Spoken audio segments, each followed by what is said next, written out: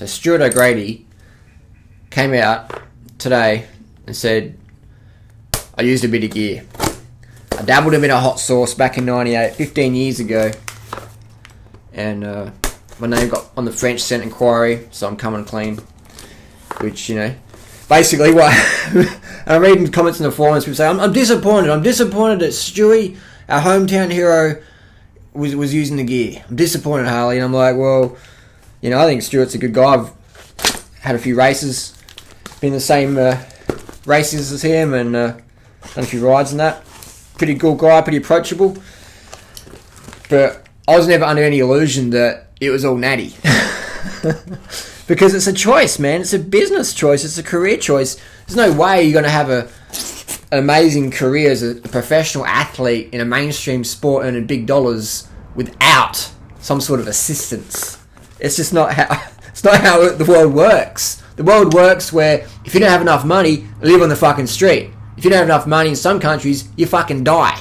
So no wonder athletes are going, hang on, my job is to ride a bike up a hill as fast as I can, or to win the bunch sprint or whatever, and I can use EPO, I can use testosterone, I can use insulin, I can use human growth factor, I can use shitloads of stimulant, modafinil, Provigil, things like that, testosterone, blah, blah, blah. Do my job better, and do my job. Do my job so I'll get paid. Yes, I'm going to do fucking drugs. And that's just how it is. New Power Meter just came in. Another one. The stages review will be up very soon. I've been pretty slack, I'm sorry about that. But hopefully next couple of days. So this one's a SRAM one. That's the SRAM bikes. So, I digress, but, you know, so I don't feel let down at all. I've been saying this for years, that you can't be a big name pro in any sport with money and be doing it 100% on fucking gluten-free pasta and water. You know? It's not how it works, man. It's not how it works. Cycling industry wants to sponsor champions. They don't want fucking punters. They want to sell product, you know? They want to sell product. We want champions in this world. We don't want fucking punters, man.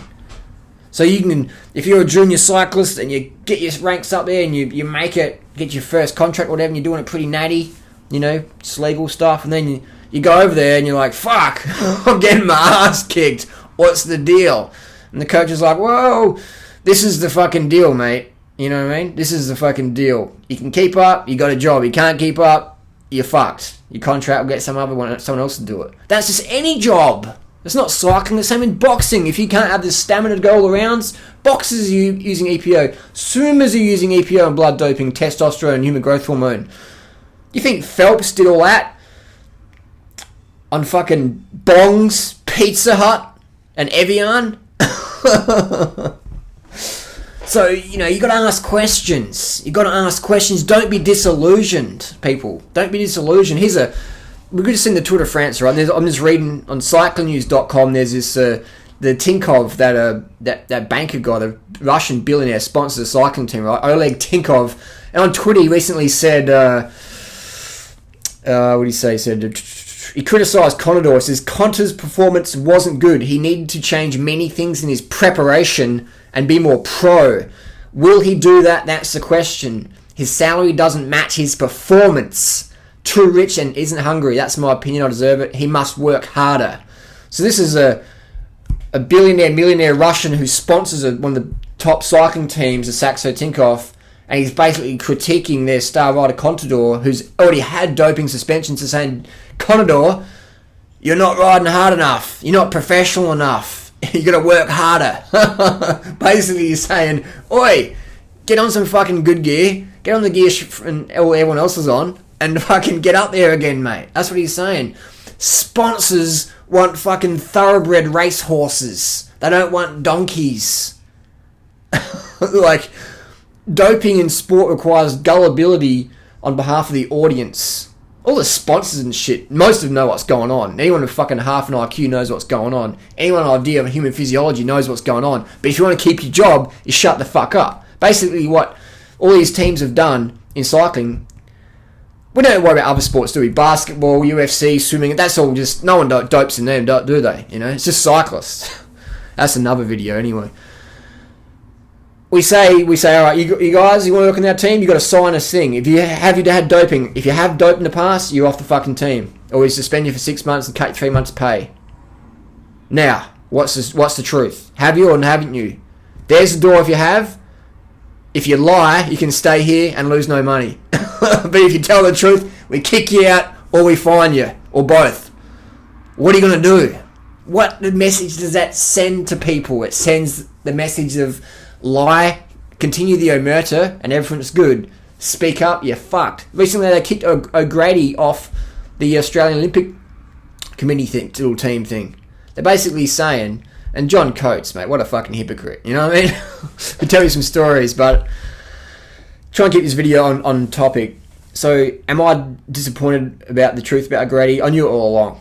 Never disappointed, because I understand what it takes to be a champion athlete in a big name sport. I understand, so I can empathise. I don't think these people who take drugs are bad people, because you're taking a drug to do your job better, like everyone else does. People take Sudafed at work so they can perk up on the computer. They take modafinil so they're not falling asleep when they're giving a seminar or a uni professor or whatever.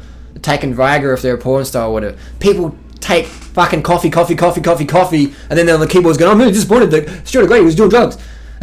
You're doing drugs to critique someone who's doing drugs. Like, what the fuck?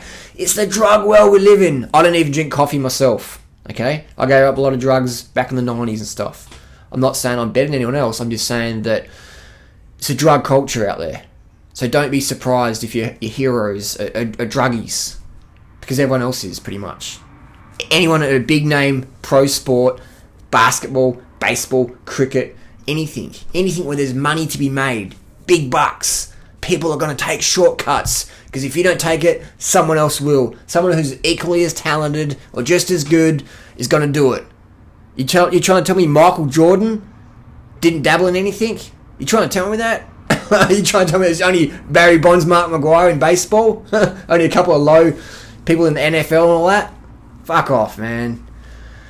Don't be disappointed. Don't be disillusioned. Understand that's the world we live in. It's cutthroat. If you don't dope, you won't cope.